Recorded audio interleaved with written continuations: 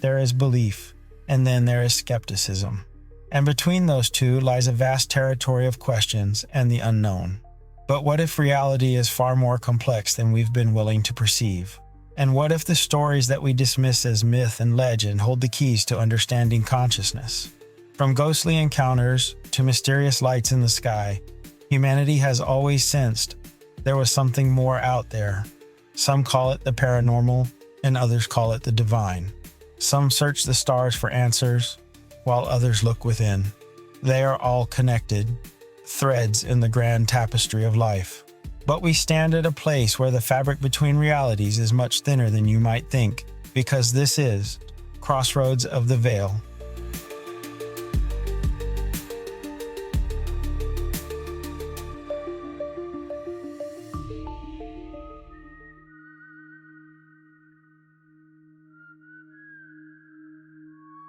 You're walking down a familiar street, a street you've walked 1,000 times. You think you're safe. You think you know the rules of the world. This is a street you know by heart. You know every crack in the pavement. You know the way the big oak tree on the corner leans just a little to the left, its branches reaching out like welcoming arms. In the summer, you can smell the sweet perfume of Mrs. Henderson's roses. In the fall, the comforting scent of wood smoke from the chimneys hangs in the air, a promise of warmth and safety. The sun is warm on your face. The sky is a perfect cloudless blue. A neighbor, Mr. Abernathy, waves from his porch, and you wave back. A dog barks in the distance, a happy, playful sound. The world in this moment makes perfect sense. You know the rules here. You know how everything works. Gravity holds your feet to the sidewalk. Time moves forward like a reliable river. The past is behind you, locked away. The future is in front of you, a path you can plan for, a path you can control. You're thinking about your 401k, about what to make for dinner, about the parent-teacher conference next Thursday. The people you love are real. They are solid and warm, and you can call them on the phone. You can touch them and hug them. And your mind is your own. It's the one place you can always trust. It's your fortress. It's where you make your grocery list, where you dream, and where you hold your dearest secrets. It is you. And then in a single, solitary, shattering moment, the rules break. Maybe it's a sudden, brutal, and completely random shock. Let's call her Sarah. She's driving home from work. It's 5:17 p.m. on a Tuesday. The song on the radio is an old one she loves, and she's singing along, tapping her fingers on the steering wheel. She's annoyed about a meeting at work where her boss took credit for her idea. She's thinking about all the small, normal, everyday things. What to make for dinner? Probably pasta. Does she need to stop for milk? The light ahead turns green. She's moving forward. And then the world explodes. It explodes in a moment of pure, agonizing, blinding terror. It is the loudest sound she has ever heard. And it is also a feeling of being crushed. A flash of white light so bright it erases the world. The next second, she smells gasoline. She smells burning rubber, hot metal, and something else. The strange, sweet, coppery smell of blood. The world goes completely silent. Then the world goes into slow motion. She can see the glass from the windshield hanging in the air. It looks like 1,000 tiny, sparkling diamonds, frozen right in front of her face. She can see a single drop of rain on the side window, and she can watch its entire slow journey down the glass like a tear from the sky. And after that, she's not the same. She survives. The cuts fade into scars, but she is not the same. The street looks the same, and the sky looks the same, but it isn't. She knows what's hiding out there. She knows the chaos that is waiting, just one green light away. The rules are a lie. Or maybe it's something quieter. Maybe you're a long-haul trucker. Let's call him David. You're driving on a long, empty highway in the middle of Nevada, US 50. They call it the loneliest road in America. It's 2:13 a.m. It's just you in the darkness. The road stretches out, a black ribbon disappearing into nothing, lonely and hypnotic. The only sound is the deep, comforting hum of your diesel engine, and the quiet hiss of the radio searching for a signal that will never come.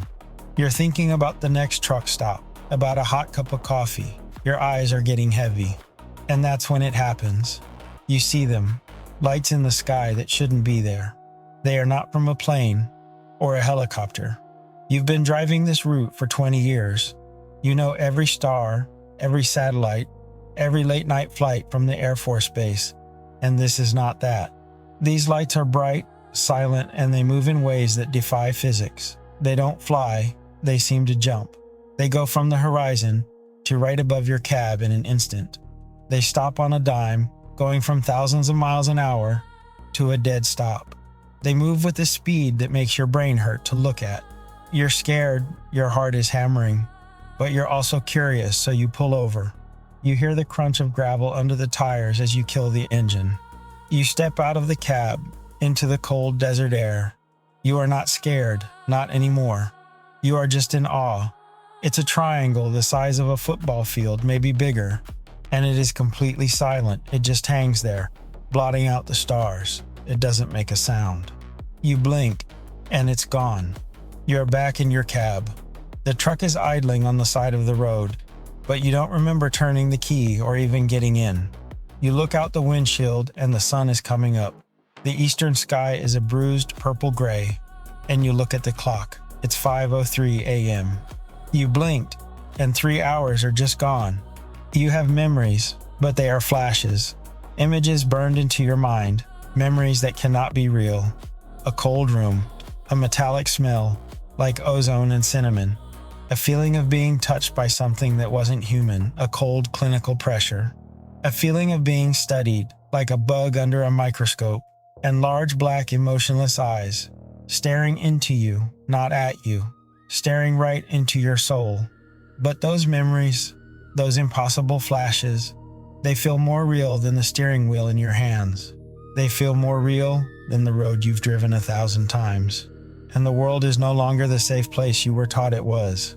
The map you were given, the one that said you are safe, that gravity works, that we are alone, that you are at the top of the food chain. That map is a lie. Something else is here. Something vast, ancient, and definitely not human. We're here to explore what happens when the unknown breaks down your door. What happens when it invades your life, your mind, and your body. What happens when the rules you live by are shattered into a million pieces. Tonight, we are looking at a subject that sits at the very center of our deepest fears. It's where our minds and our reality crash into each other. It's where psychology and high strangeness bleed into one another. We're going to explore the idea that these two things aren't separate.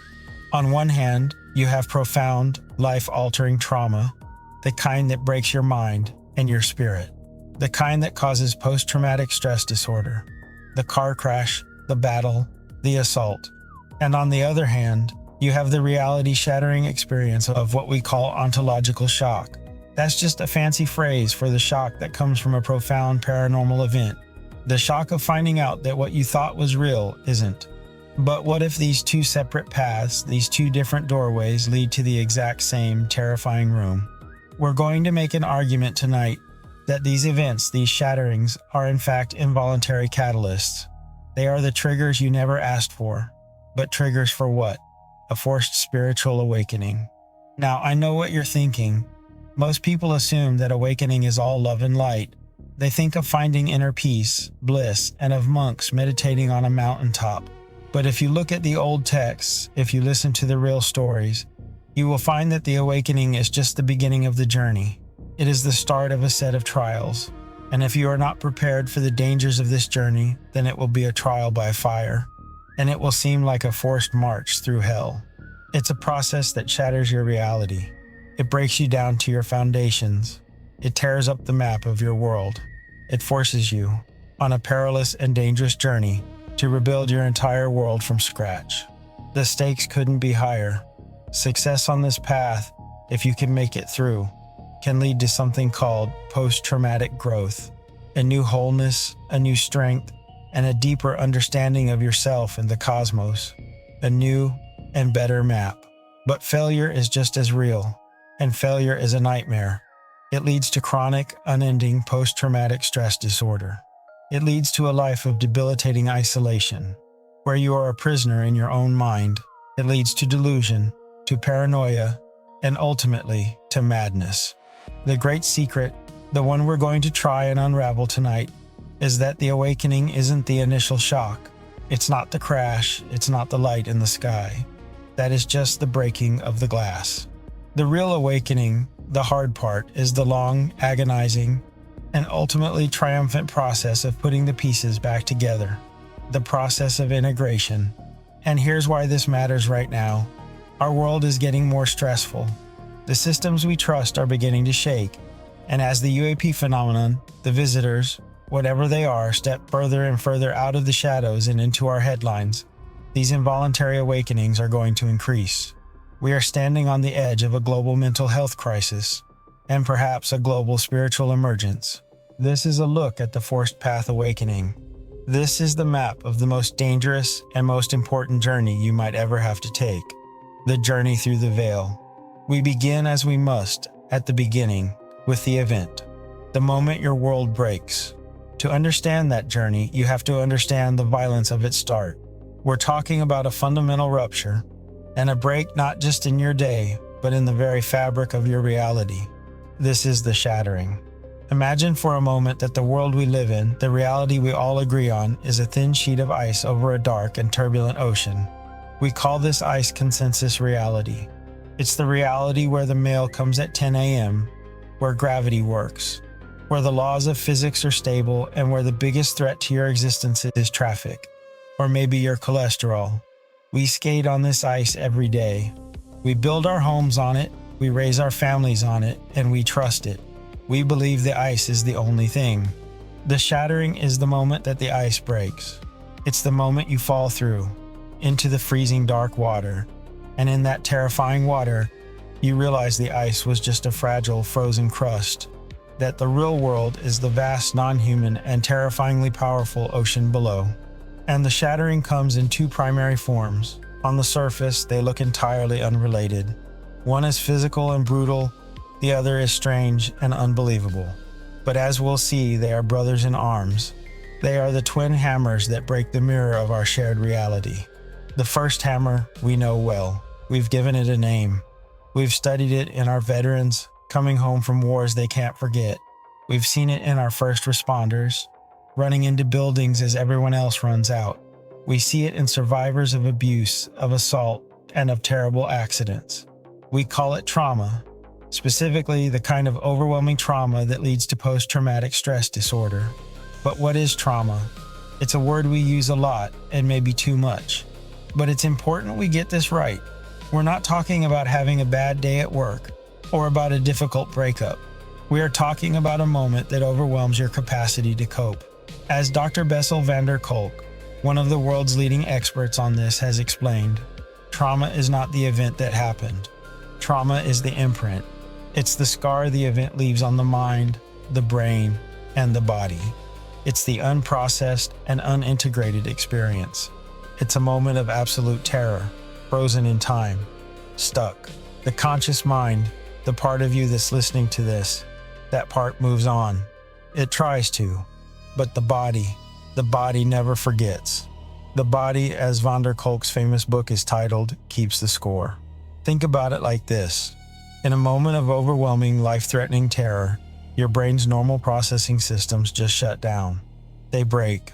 The rational part of your brain, the part that thinks and plans, it just goes offline. The part that forms neat, tidy memories with a beginning, middle, and end, it just stops. All the power is diverted to the most primitive part of your brain, the amygdala. This is your brain's smoke detector. This is your survival alarm.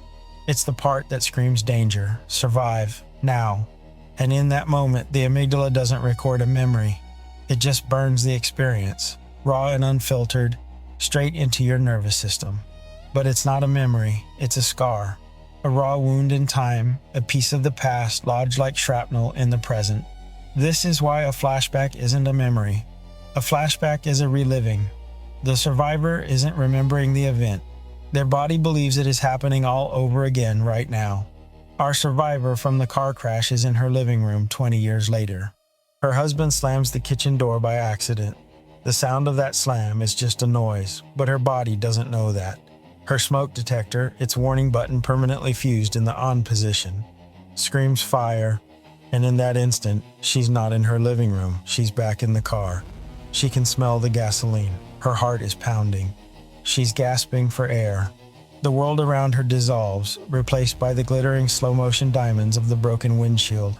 The survivor isn't remembering the trauma, their body is reliving it. The trauma has shattered their timeline. There is no more past. There is only before the trauma, and the trauma happening again. This is the first shattering. It's a complete and total break in your sense of safety. The world, which was once neutral or even good, is now a threat.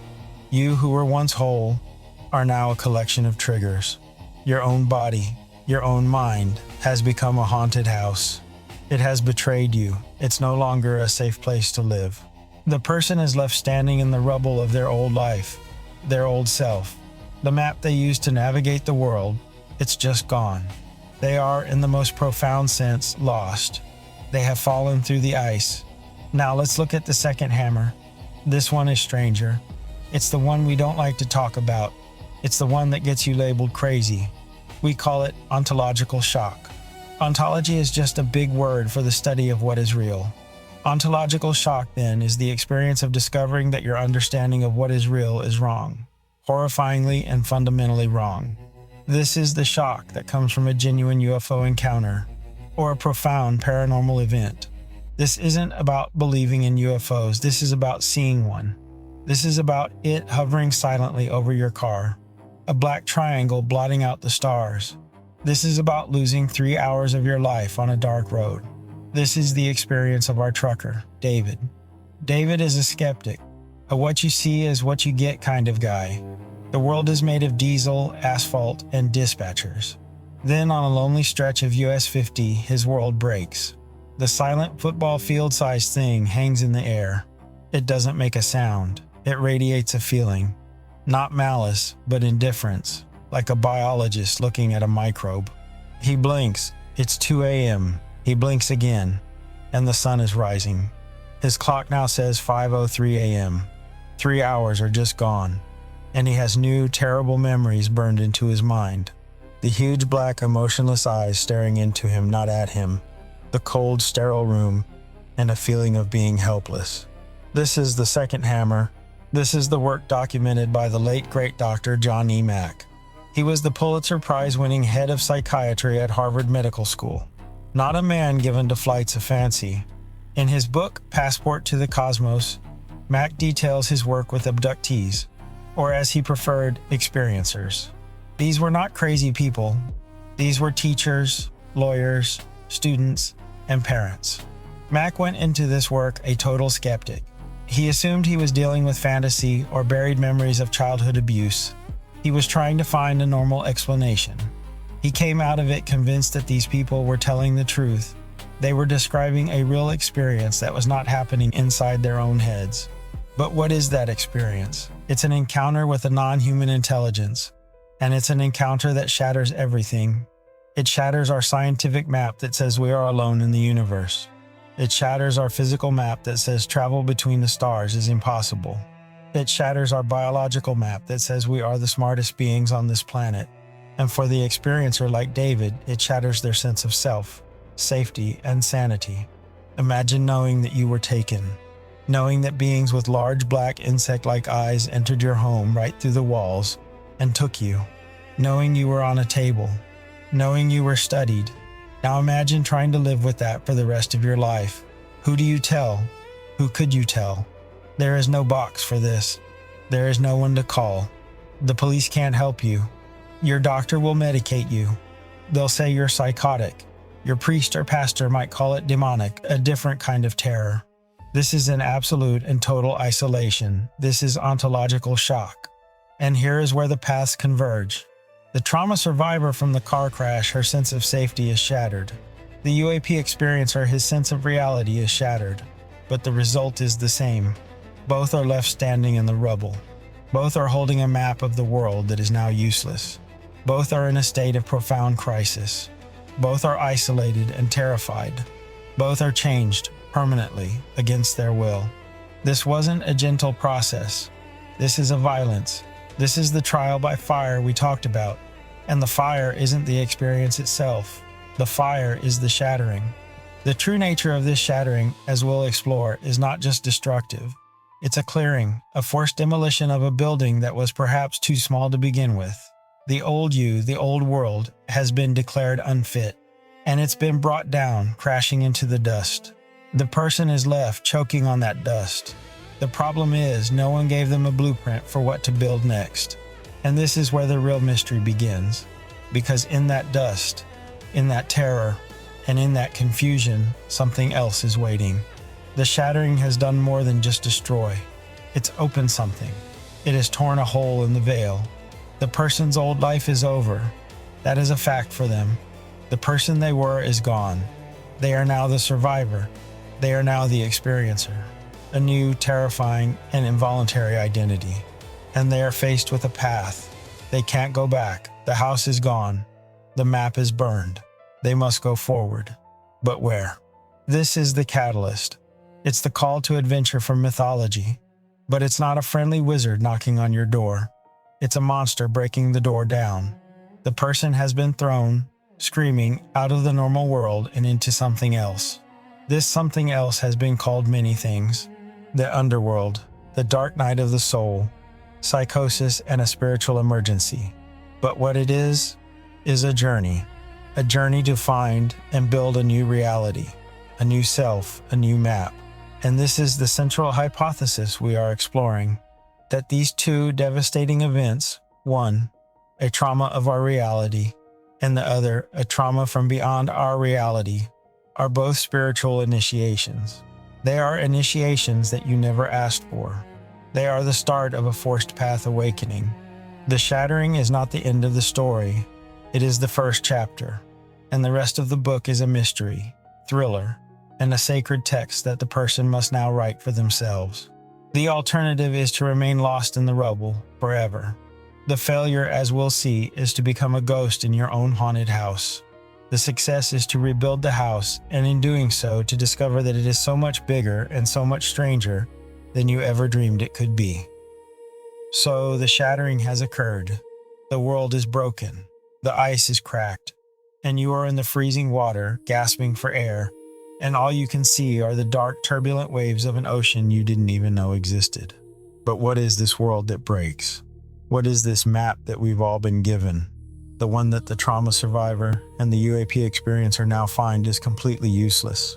This is perhaps the most important piece of the puzzle, because the only reason the shattering is so shattering is because of the strength of the thing it breaks. We call it normal. We call it the way things are.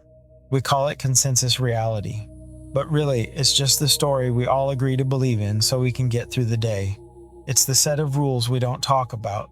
It's the invisible walls of the garden we live in. We need it. It gives us a sense of order. It makes us feel safe, and it tells us what to expect. Let's use an idea from a philosopher of science named Thomas Kuhn. In his groundbreaking 1962 book, The Structure of Scientific Revolutions, Kuhn gave us a new meaning for an old word, paradigm. A paradigm is the box we live in. It's not just a set of beliefs. It's the entire framework of assumptions, rules, and practices that define what is normal. For a scientist, the paradigm tells them what questions are allowed. It tells them what counts as evidence. And most importantly, it tells them what is impossible. It defines the boundaries of their world. For centuries, the paradigm of physics was Newtonian. The universe was a great, predictable machine like a giant clock. Everything worked according to fixed, known laws. It was a safe, known, and solidly reliable map. Then, about 100 years ago, scientists started looking at the tiniest bits of stuff that make up our world. They called this quantum mechanics. And what they found broke everything. They found a world that didn't follow our rules at all. It was pure chaos. Tiny particles could be in two places at the same time. They could disappear from one spot and instantly appear somewhere else. And the weirdest part, the simple act of watching them, of looking at them, actually changed what they did. Think about that. Just by looking, the person watching the experiment changed the outcome. This meant that our minds, our consciousness, was somehow connected to reality itself. The universe wasn't a simple machine. It was a weird, fuzzy, unpredictable cloud of possibilities. Even the great Albert Einstein hated it. He called it spooky action at a distance. It terrified him because it broke his map. The old map was wrong. The scientific community, kicking and screaming, was forced to admit that the reality they thought they knew was just a tiny slice of a much, much stranger whole. The paradigm shifted. We all of us live inside a paradigm, a cultural paradigm, a personal paradigm. It's the story we've been told since birth. It's the map. And this map has a name. It's called scientific materialism, and its core commandments are simple. You know them. You were taught them in school. 1. The world is physical. It's made of stuff, atoms, molecules. What you see is what you get. If you can't measure it, it isn't real. 2. Consciousness is not a primary force. Your thoughts, your love, your soul. That's just a chemical reaction in your brain.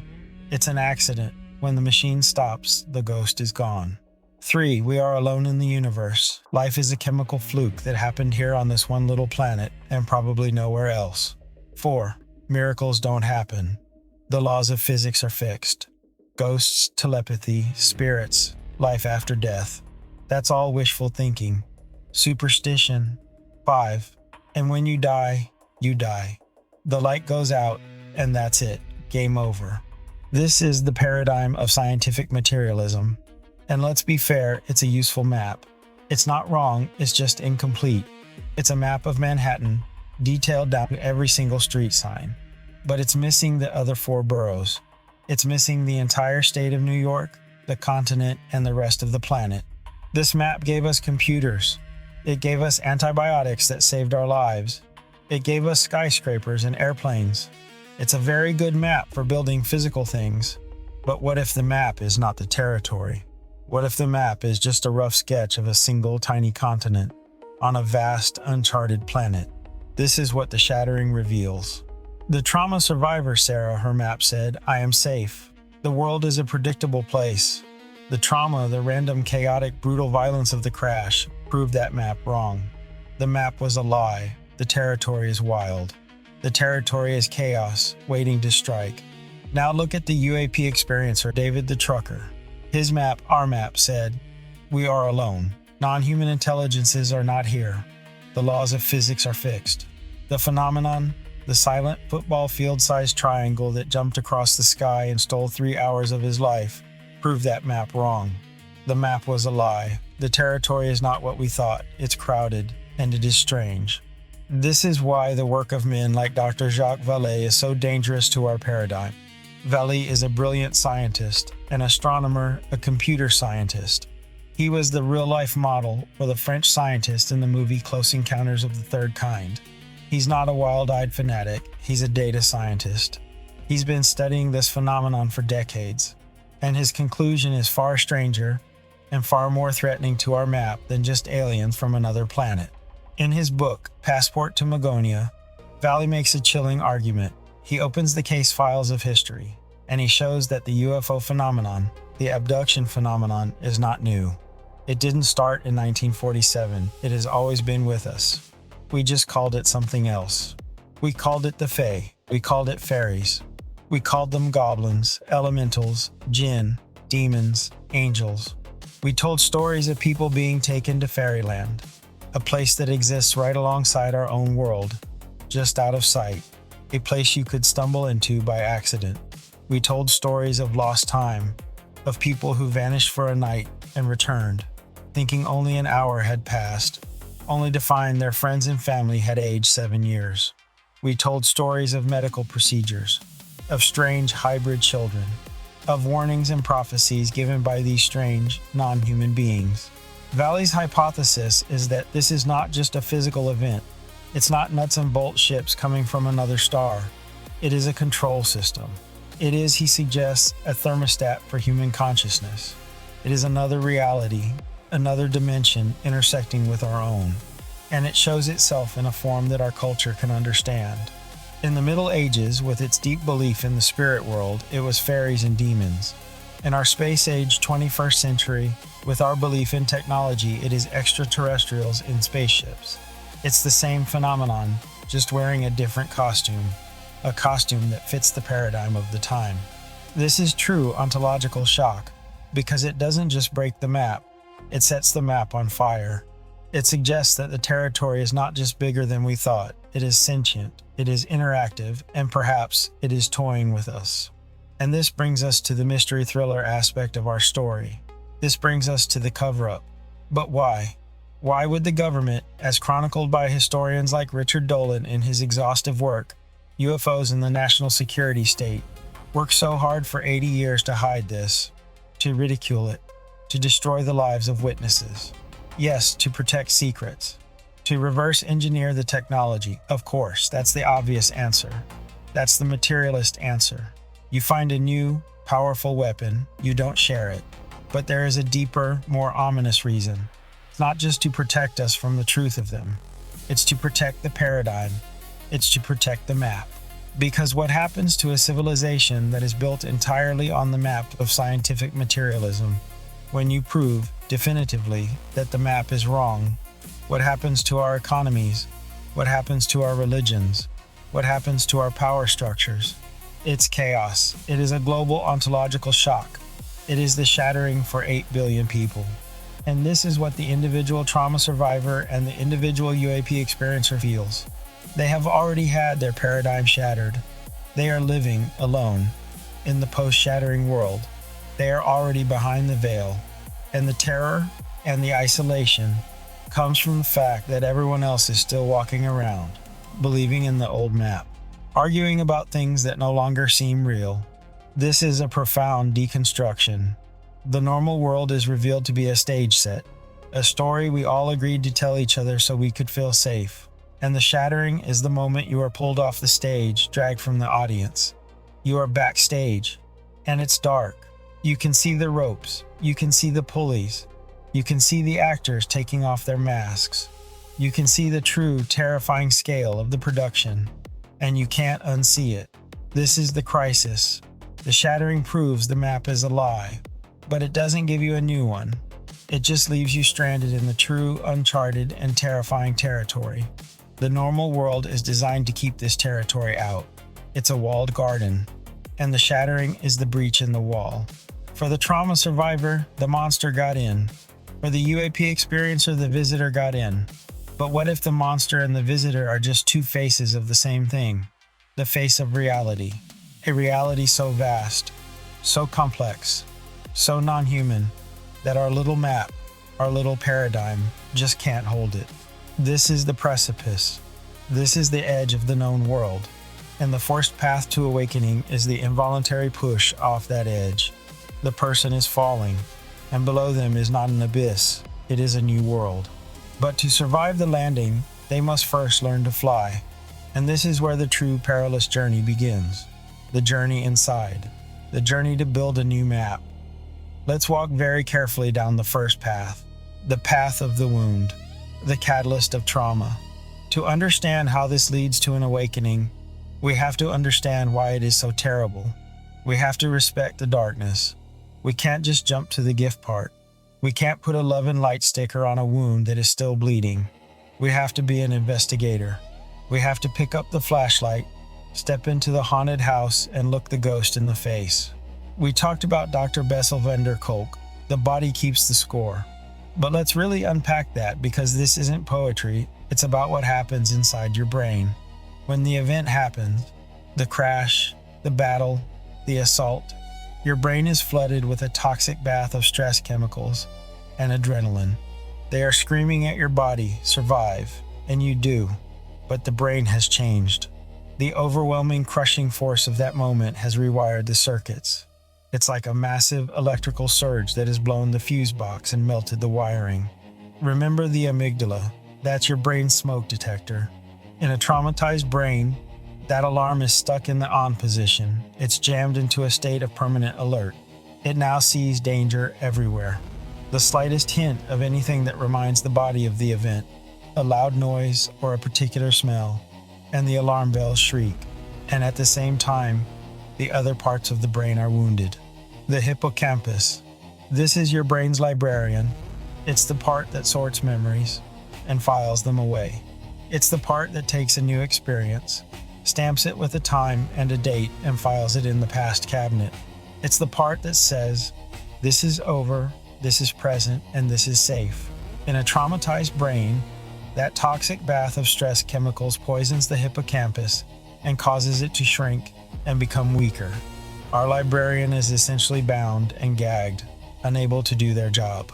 So the amygdala, the screaming smoke detector, and the hippocampus, the weakened librarian, get into a fight.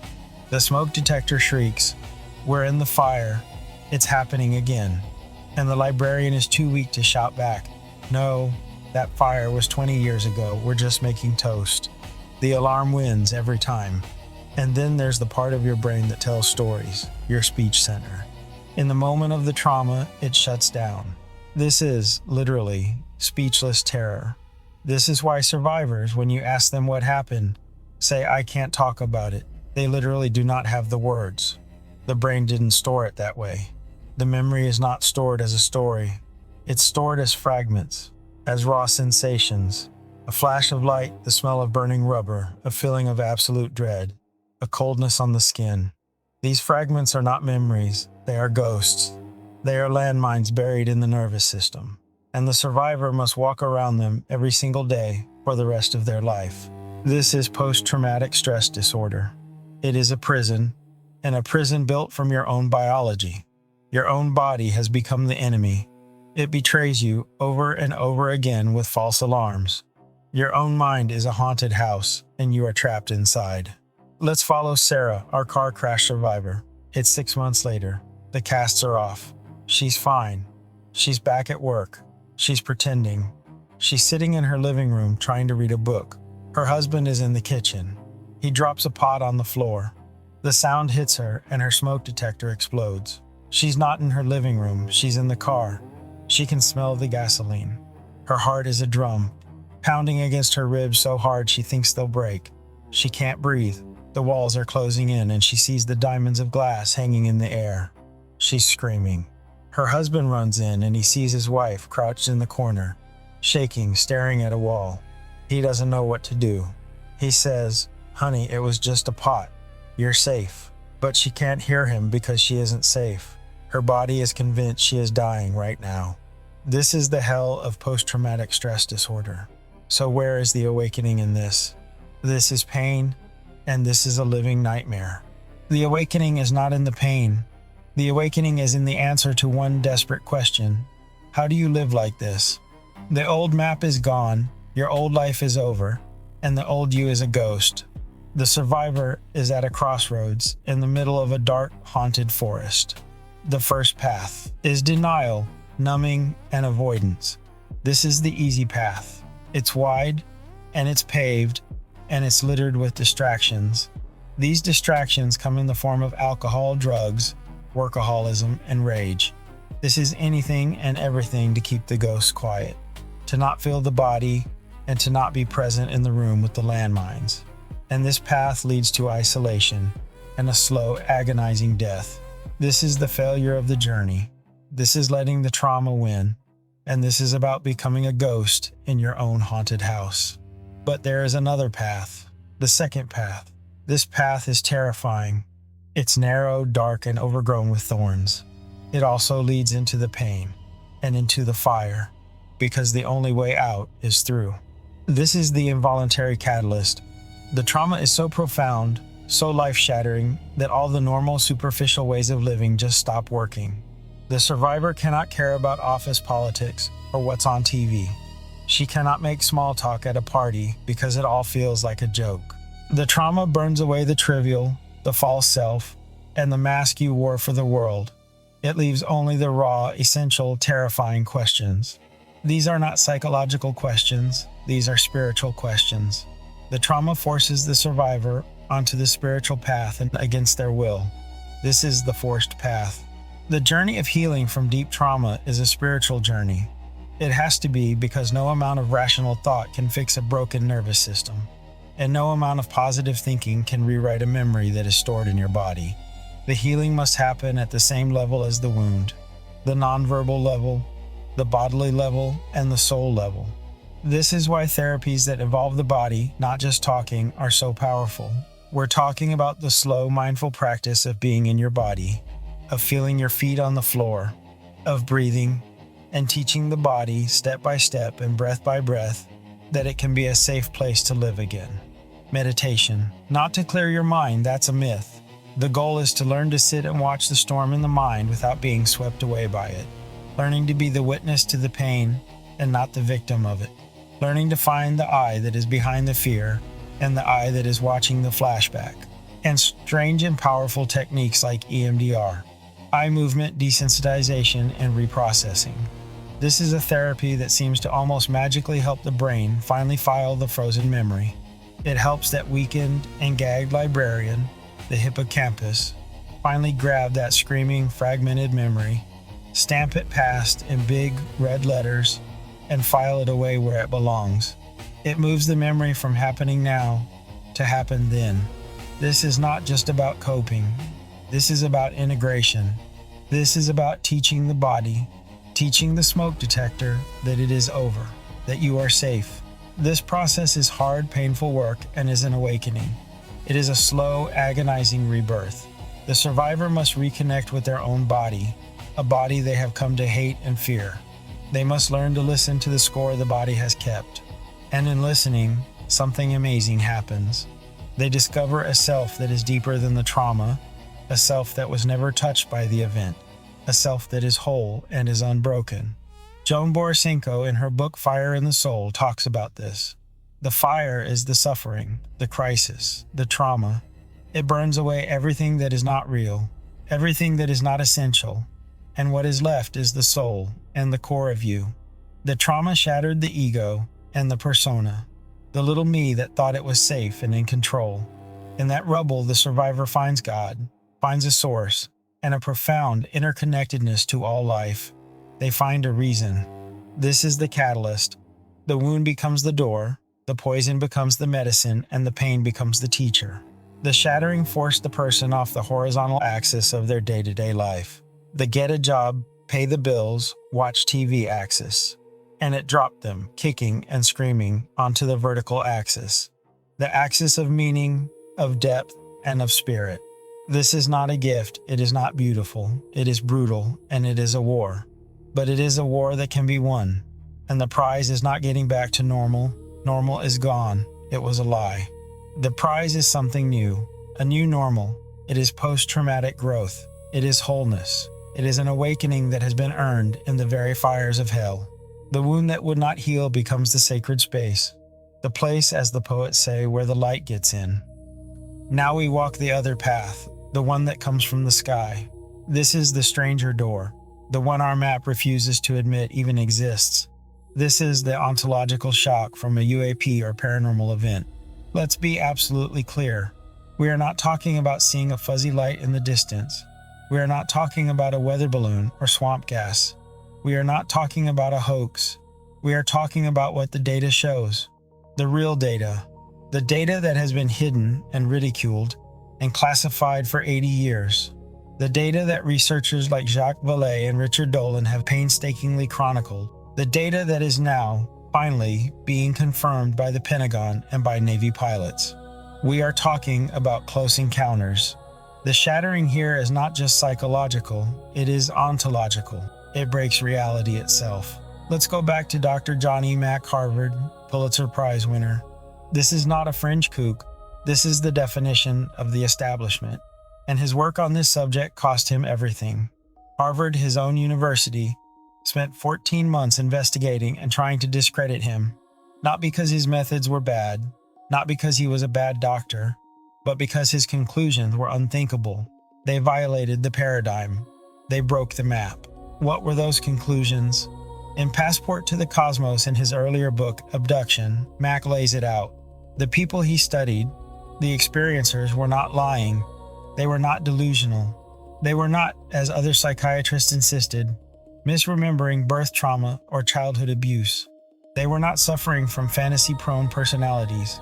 They were, he concluded, reporting a real event, an event that took them from their reality, their bedroom, their car, and placed them in another reality, a ship, a strange room, an event that involved non-human intelligences, aliens, greys, reptilians, sometimes even beings of light.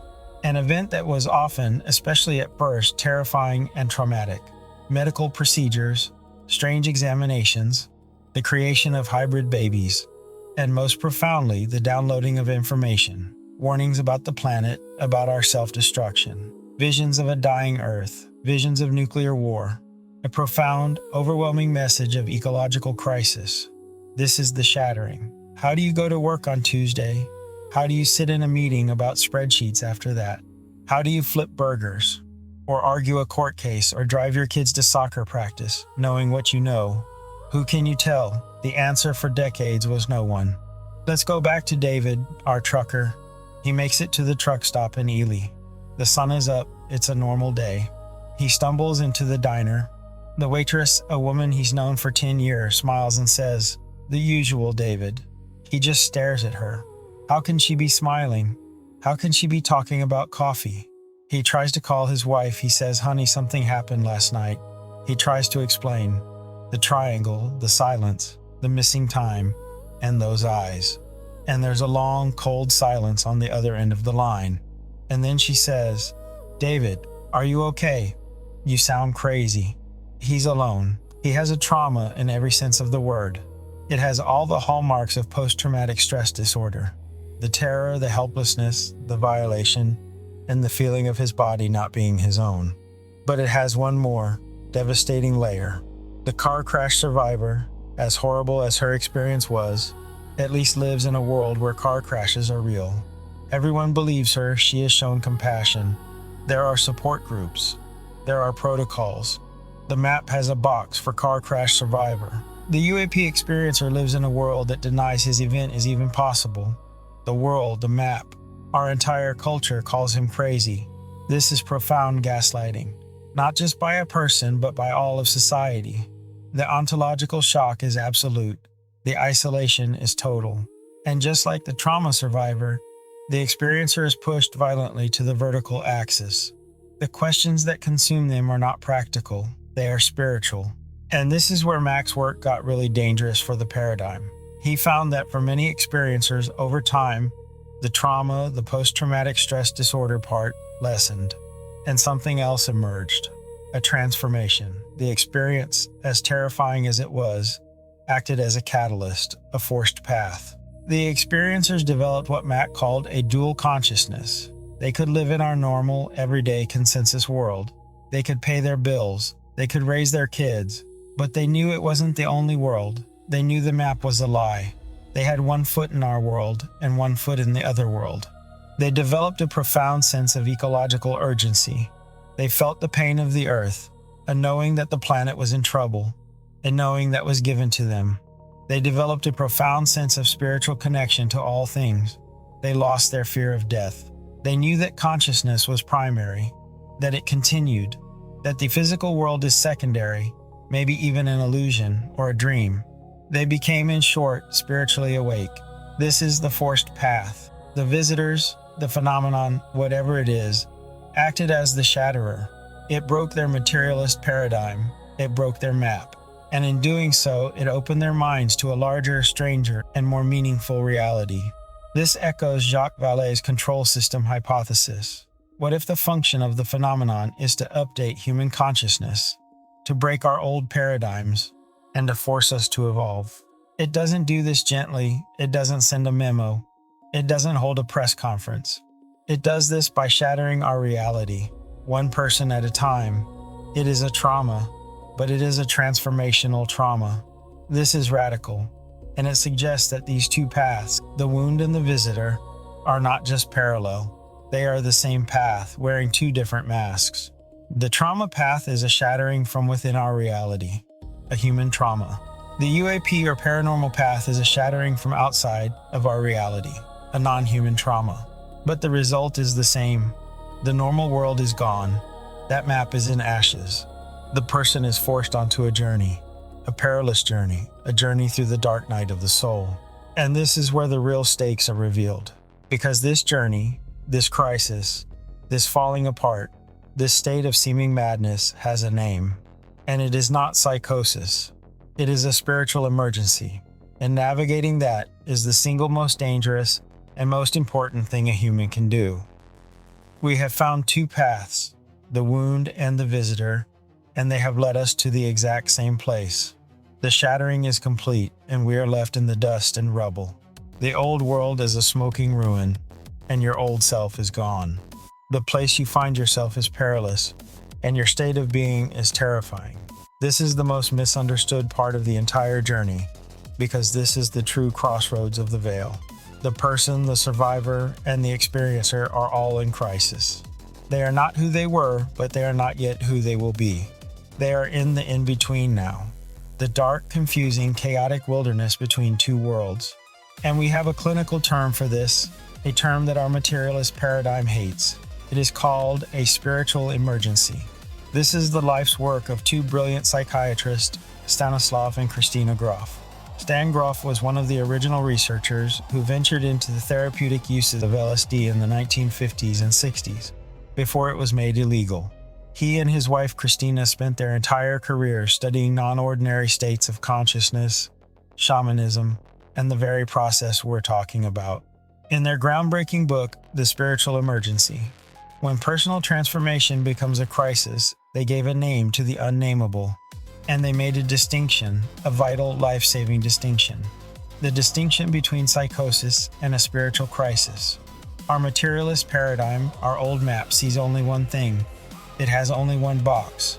Psychosis. You see things that aren't there. Hallucinations. You believe things that aren't real. Delusions. You are confused, and you are afraid. You are speaking of God, aliens, beings of energy, or past lives. Therefore, you are sick and your brain is broken. You have a chemical imbalance. So here is a pill, and there is a hospital. We will stop this. We will suppress it. We will get you back to normal. But what if that process is not a sickness? What if the process is a healing? What if the fever is not the disease, but the cure? Because this is a spiritual emergency. The Grofs argued that this crisis, this seeming madness, is actually a natural and radical attempt by the psyche, by the soul, to heal itself, to reorganize itself at a higher, more whole level. The shattering, the trauma, the UAP event, was so profound, so deep, that it triggered a deep, powerful healing response. The psyche is trying to rebuild. It is trying to integrate the unintegratable. It's like your whole mental house has been demolished, and now a construction crew has shown up. It's loud, it's chaotic, it's messy, it's terrifying. It looks like destruction. It feels like destruction. But it is, in fact, reconstruction.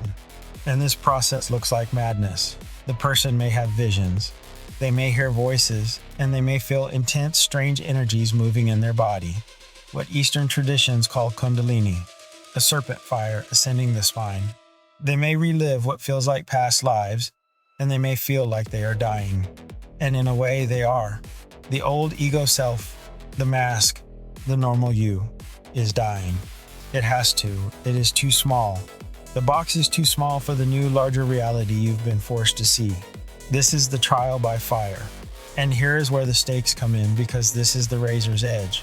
If this process is supported, if it is understood, if the person is given a safe, compassionate space to go through it, it can lead to a profound breakthrough, to healing, to wholeness, to a new, stronger, wiser level of functioning.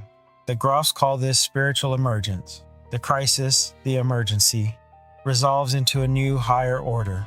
But if this process is misunderstood, if it is feared, if it is treated as purely pathological, if the person is drugged, suppressed, invalidated, or told they are crazy, if the person is simply too afraid, too isolated, and too unsupported to move forward, the process can fail.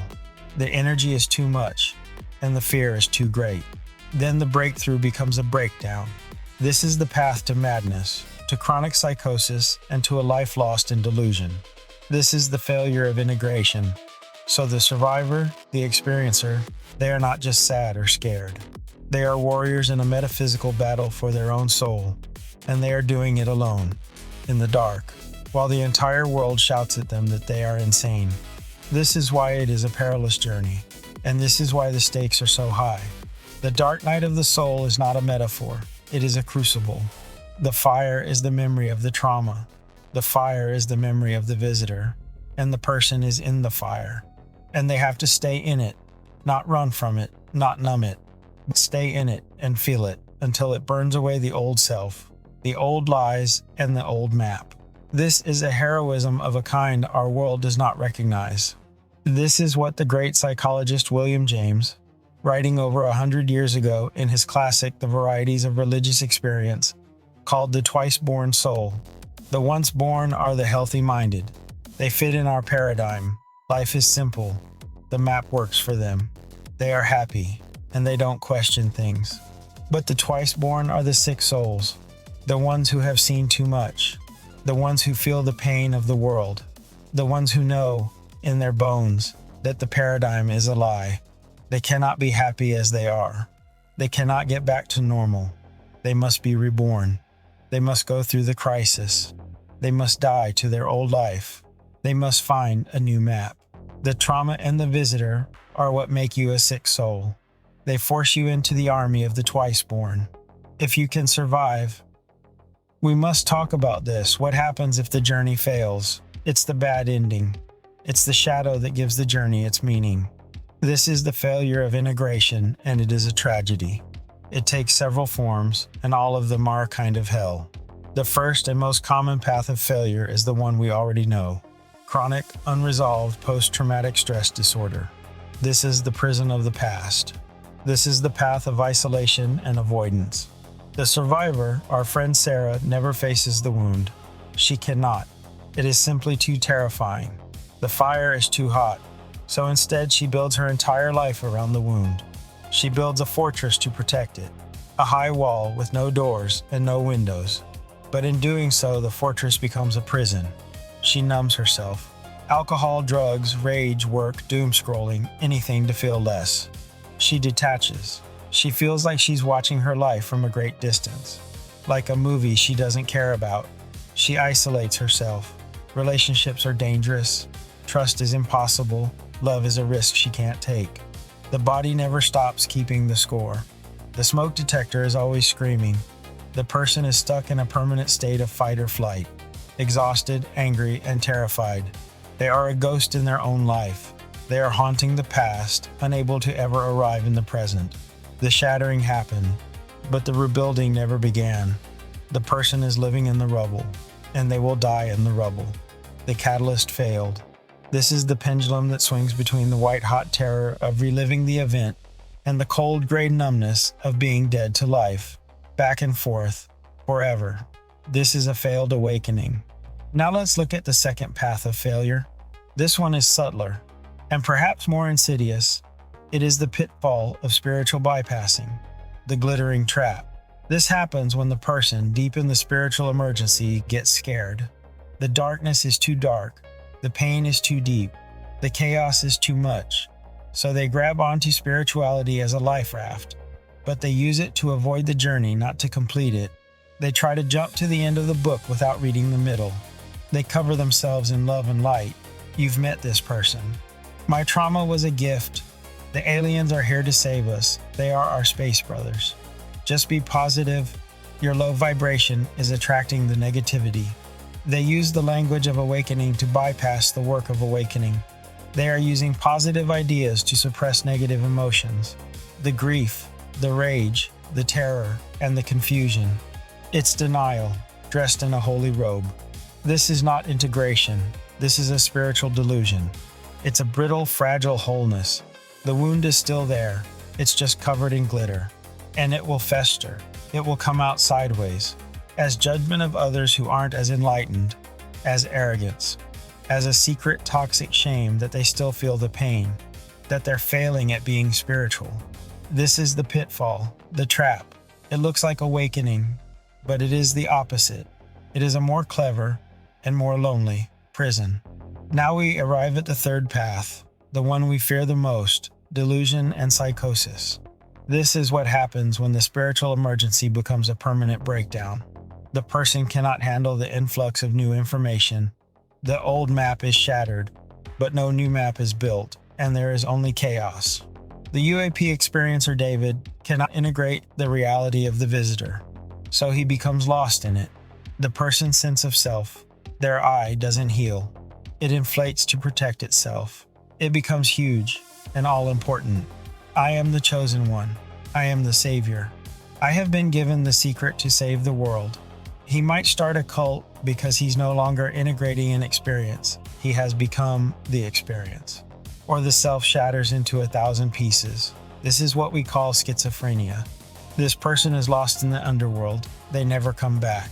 They couldn't find a new map, so they are left with no map at all, wandering in a terrifying and meaningless territory.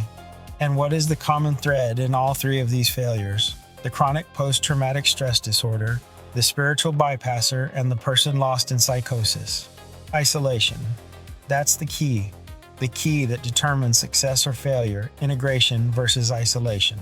The person in chronic post-traumatic stress disorder is isolated in their pain. The person in spiritual bypassing is isolated in their delusion of perfection. The person in psychosis is isolated in their chaos. They failed because they were alone. They had no support, no guide, and no map.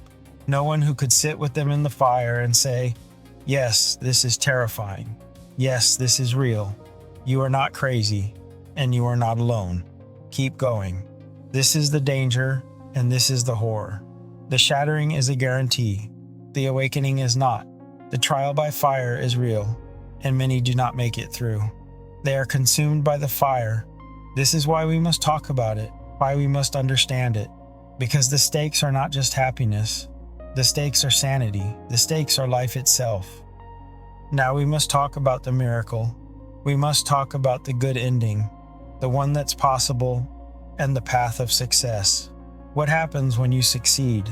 This too has a name, and it is as real and as studied and as documented as post-traumatic stress disorder. It is called post-traumatic growth. This is a clinical term and a psychological concept. It comes from the work of psychologists like Richard Tedeschi and Lawrence Calhoun. And what it says is this: human beings who survive profound trauma and who successfully integrate that trauma do not just go back to normal. Normal is gone, so they become something more. They grow beyond what they were before. The fire did not consume them, it forged them. This is the phoenix rising from the fire. But what does this growth look like? The research shows 5 main areas. 1. A new appreciation for life. This isn't just a cliche, it's real. The little things are no longer little. The taste of coffee in the morning, the color of the sky at dusk, a kind word from a stranger. After you've been to hell and back, after you've faced the void, just being alive is a miracle, and every day is a gift. 2. Deeper, more meaningful relationships. The superficial is gone. The person no longer has time or patience for fake connections and for small talk. They crave authenticity, vulnerability, and honesty, and their capacity for compassion and empathy is vastly increased. They know what suffering is. They have been in the dark room, and they will not turn away from the suffering of others. 3. A new sense of personal strength. This is not arrogance, it's a quiet, deep confidence. It's the knowledge that says, if I survive that, I can survive anything. It's a resilience that has been earned in fire. They are no longer afraid of the world because they have faced the worst of it, and they are still standing. 4. The discovery of new possibilities. The old life and the old rules are gone. This was terrifying at first, but now it has become freeing. They can reinvent themselves. They change careers. The lawyer becomes a baker. The banker becomes a healer. The soldier becomes an artist. They realize they are the author of their own story. 5, and the most important one, a profound spiritual change. This is it. This is the awakening. The data shows that people who achieve post-traumatic growth report a deeper connection to the universe, a new sense of meaning and purpose, a relationship with something larger than themselves. They went into the rubble and they found God. And what is the key? What is the one single thing that unlocks this growth? What separates the phoenix from the pitfall? It is integration.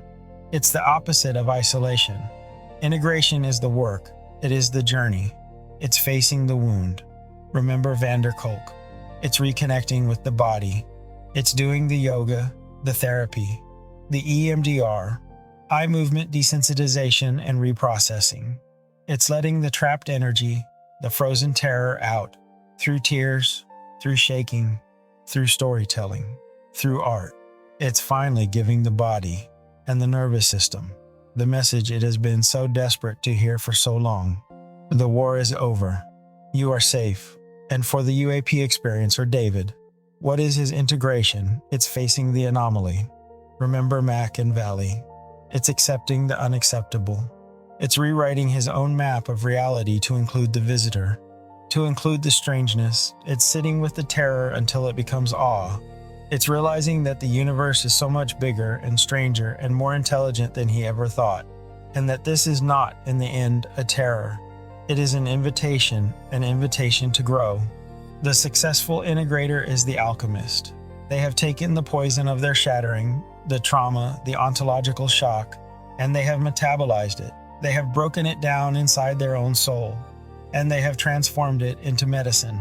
Medicine for themselves, which is wholeness, and medicine for others, which is compassion. This is the fire in the soul that Joan Borisenko writes about. It's a new psychology of spiritual optimism, not a naive, positive thinking optimism, but a scarred optimism, a tough optimism, an optimism that has been to hell and knows for a fact that it can survive. This is the awakening. It is not a flash of light. It is not a moment of bliss. It is a process, a long, agonizing, heroic process.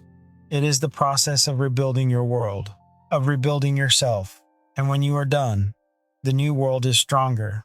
The new self is wiser. The new map is bigger. You are the phoenix. You have the scars to prove it, and you are no longer afraid of the fire. You are awake. This is where we put it all together. Our culture has this idea of spiritual awakening. We see it in movies. We read about it in books. It's a moment, a flash, a blinding light on the road to Damascus. It's easy. It's instant. It's a gift that just falls on you. You're sitting under a tree and boom, you're enlightened. This idea is a lie, or at best, it's only half the story. As the researcher Steve Taylor explores in his book, Waking from Sleep, he studies these sudden awakening experiences. They do happen. People do have sudden, profound moments of bliss and connection, but he also studies what happens after, the long, hard struggle to integrate that sudden flash into a normal, messy human life. Our analysis tonight is about a different kind of awakening, the involuntary kind, the forced path. And for this path, we must be crystal clear. The awakening is not a destination. It is the result of the journey. The awakening is the integration. It is the successful completion of the spiritual emergency. It is the hard-won state of post-traumatic growth. Let's reframe this entirely. Let's make it a simple new map. The shattering. Trauma UAP is the involuntary event. It breaks the old map. The spiritual emergency is the perilous journey, the dark night. This is the chaotic process of rebuilding. The failure post-traumatic stress disorder, bypassing psychosis, is the path of isolation. The success post-traumatic growth is the path of integration. This success, this integration, this state of post-traumatic growth, that is the awakening. It's not an event. It's a new operating system. It's the phoenix, living its new life in its new, stronger body. So what does this redefined awakening feel like? It's not permanent bliss. The awakened person still gets flat tires. They still get sad. They still get sick. They still pay taxes. They are not floating 3 inches off the ground. The difference is their relationship to reality. The awakened person is the one who has successfully integrated their trauma. The body is no longer keeping the score. The body is at peace. The smoke detector is recalibrated. It only goes off when there's real smoke. They can finally be present in their own life. They are no longer a ghost haunting the past. They are here, now. The awakened person is the one who has successfully integrated the ontological shock. The map has been redrawn. It's a bigger map. It includes the strangeness. It includes the visitor. It includes the non-human. The fact that we are not alone in the universe is no longer a source of terror. It's just a fact. A wondrous, complex, humbling fact. The awakened person is the one who came through the fire of the spiritual emergency and built a new self. This new self is not a hard, defensive, separate ego. It is connected. It feels compassion easily because it knows pain, because it has faced the ultimate pain and survived. It is not afraid of death because it has already died once. It is not afraid of the unknown because it has lived in the unknown, in the dark, and found its way. This is the goal. This is the prize. And this reframing is vital because it takes the power away from the shattering. The shattering does not define you. The trauma does not define you. The visitor does not define you. They are just the catalyst. They are the question that life screamed in your face. Your integration defines you. Your journey defines you. The answer you build to the question, that is what defines you. This is empowering. It gives the power back to the survivor, to the experiencer. You are not a victim. You are not broken. This is the true awakening. It is the process of becoming whole again after being broken. It is the summit you reach after the most brutal climb imaginable. It is not the fall. It is the getting up. We find ourselves here, at the end of our journey for tonight. We've drawn a new map, a map of the forced path. Path 1, the wound, trauma, post-traumatic stress disorder. Path 2, the visitor, UAP, ontological shock. Both lead to the shattering. The shattering leads to the crisis, the spiritual emergency. The crisis forces a choice, a journey. The failure is isolation, post-traumatic stress disorder, delusion, bypassing. The success is integration, post-traumatic growth. And this integration is the true awakening. This is a map of the most personal, most hidden, and most terrifying journey a single person can take. But now we must zoom out. What if this map is not just for individuals? What if this is a map for our entire species? Look at our world right now. We are a planet in crisis. We are a civilization in trauma. We are living through a series of global collective shatterings. A crisis that is shattering our sense of safety. A political and economic crisis that is shattering our trust in the maps that run our world. A mental health crisis, an epidemic of loneliness, anxiety, and depression that shows our old map is failing. It shows that we are, as a culture, drowning in the failure of integration. We are drowning in isolation. And now the big one. The UAP disclosure, the visitors, the phenomenon. It's no longer just visiting lonely drivers on dark roads. It's on the front page of the New York Times. It's in congressional hearings. It's being admitted to on camera by the Pentagon. The craft that are not ours are real. The non-human biologics are real. The national security state, the keepers of the old map, are losing control of the paradigm. It is a global shattering. It is a species-level ontological shock. Our entire civilization is being pushed onto the forced path. We, as a planet, are entering a global spiritual emergency. And if our map is correct, then our entire species is now at the crossroads. We are in the crisis. We are in the dark night of the planet, and we are faced with the exact same choice. Will we choose the path of failure, the path of isolation, tribalism, war, denial, blaming the other, numbing ourselves to death with entertainment and distraction, building higher walls? Will we choose delusion and spiritual bypassing, hoping a political savior or a billionaire or the aliens themselves will come and fix it all for us, so we don't have to do the work? Or will we choose the path of success, the hard path, the path of integration, the path of facing our wounds, our collective historical trauma as a species, the path of accepting the new reality, that we are not alone, that the world is stranger, more complex, and more connected than we ever thought? Will we, as a planet, go through our own post-traumatic growth? Will we awaken together? This is the challenge that the Groffs warned of. A global mental health crisis that is actually a spiritual crisis in disguise. This is the challenge that Mack and Valley pointed to. A phenomenon that is a catalyst for consciousness. This is the test. I don't have the answers. No one does. But this map predicts that things are going to get stranger, more chaotic. The spiritual emergency will get louder. The shattering will increase. The veil is thinning, and the call is no longer a whisper. It is a roar. The only question is what we will build from the pieces. The truth, as they always said, is out there. Be careful out there because the maps are wrong. Do your own research and question everything. because just maybe we are starting to wake up whether we want to or not.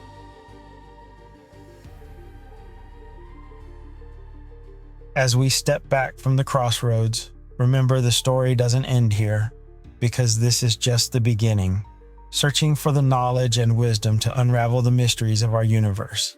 Unexplained sightings, spirits, and science. They are all connected in the grand tapestry of life.